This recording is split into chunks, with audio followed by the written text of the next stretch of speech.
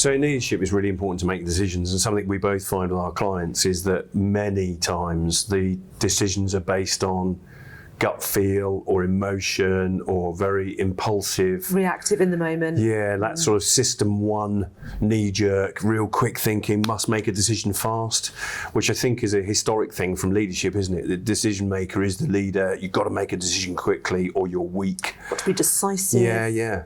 I also think it's a symptom of how busy practice owners are as well. Many of them are still seeing caseloads and are very much working in the business, in the thick of it.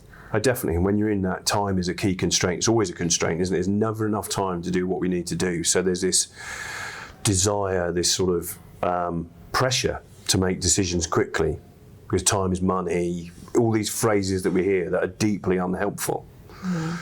So how do we get rid of that? How do we make decisions slower or, less knee-jerk, more intuitive thing? How do we do that?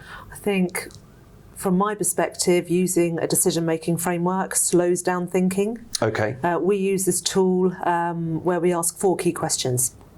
Okay. So we take the decision that needs to be made and we drop it into each of the questions, and then we explore the answers to each of those. I'm going to give an example. So the first one is, what will happen if I do this? What will happen if I do it? Yes. Okay. Should we pick an example? Like, what will happen if I recruit a new team member?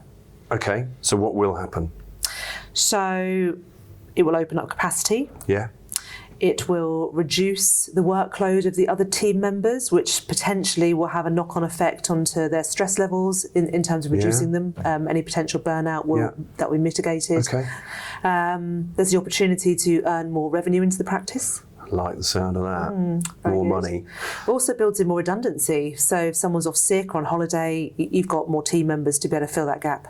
Yeah, sure. Organisational resilience, redundancy, all really important things, because, if you're only one person deep in a speciality, if that person's off or if that person leaves, that's an uncomfortable position to be in. Well, if that person, if we haven't got redundancy, then what happens? The practice owner is dragged into covering that time normally. Yeah, sure. And you'll have your own outputs to meet as well. You've got your own KPIs to measure, etc. And we find ourselves working into the evenings again, getting everything else done. Yeah, no one wants to be working into the evenings. So many business leaders and practice owners are working late, aren't they?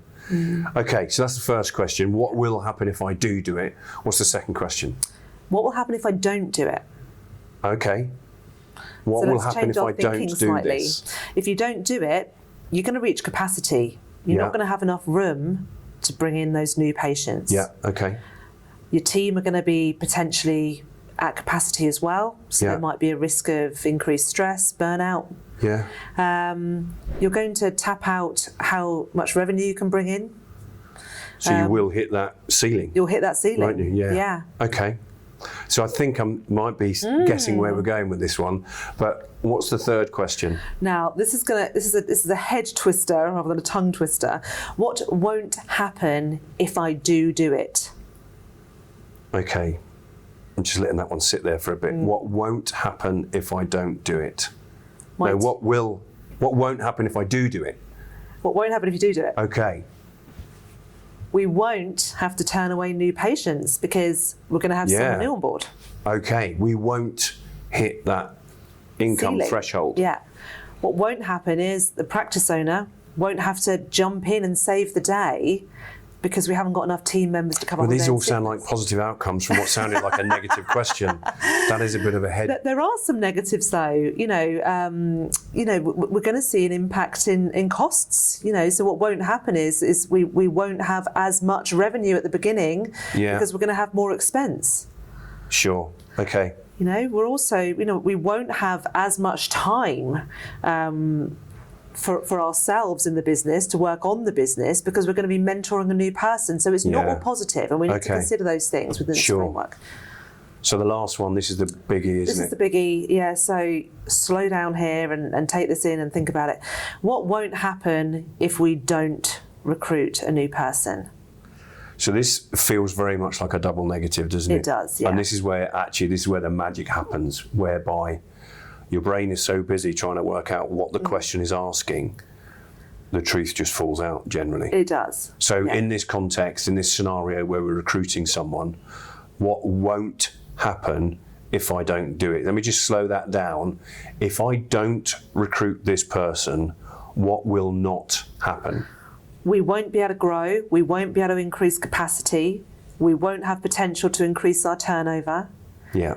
We won't reduce stress and burnout in our team members. We won't increase the amount of time spent on working on mentoring, so we'll save that as practice owners.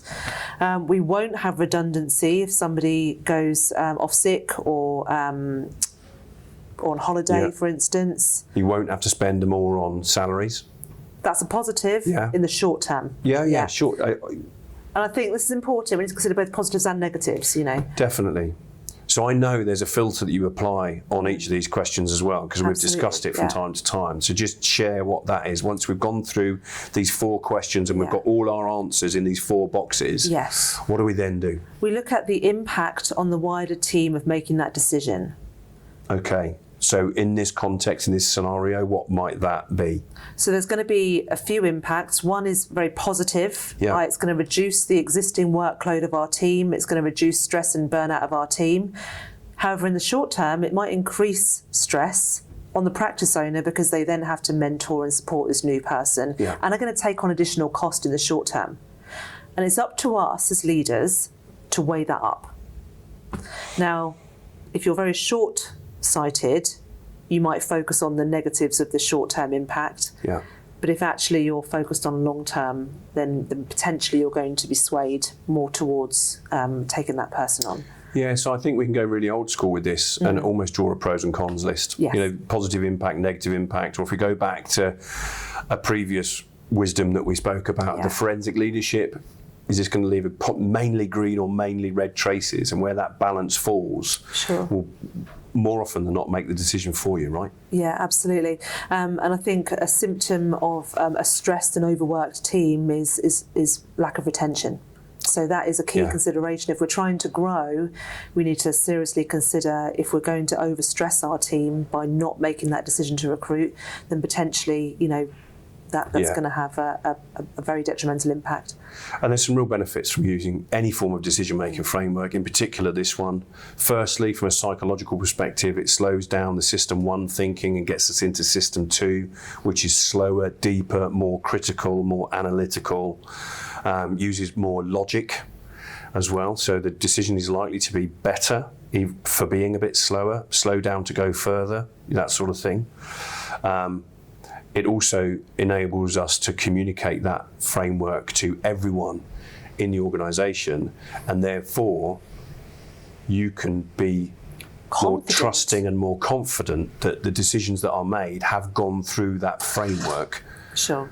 You can be more confident that those people have gone through that framework, make that decision, and therefore if they are coming to you just to get the green light on it, you're more confident to be able to give it. Have you put it through the framework? Yes. Then make it happen. Yeah, it means that we are all making decisions in the same way. We're effectively systemising decision making and taking the emotion out of it, which means that we're generally going to make better decisions. We may still get it wrong, but if we have that confidence that we're all making the decisions in the same way and we're considering the impact on everyone in the team of that decision, then I think more often than not we're going to get it right.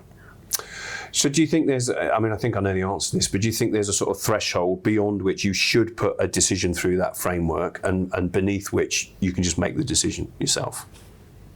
I'm not sure, to be honest. I mean, there's experience can often override the need to do this. Yeah. I think if experience tells you that actually, the right way to go about a decision is the right way to go, then you don't need to do that. I think where you're in that kind of quandary when you're not sure what to do, then this is a really valuable tool. I think that's the thing, isn't it? When you've got that little voice of doubt, but you've hit the nail on the head with the whole experience thing. And equally, if I've put something that's very similar through the decision-making framework, then all I've got to say is, okay, what's different about this decision?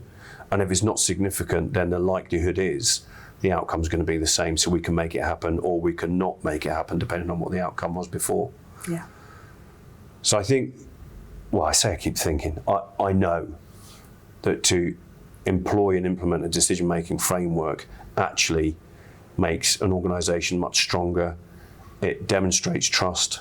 It demonstrates psychological safety. It enables everyone to think in a similar way. Not that's necessarily a good thing. Groupthink is not good, but as someone has gone through a decision-making framework, they can bring you the evidence if you need it as to why they've made that decision.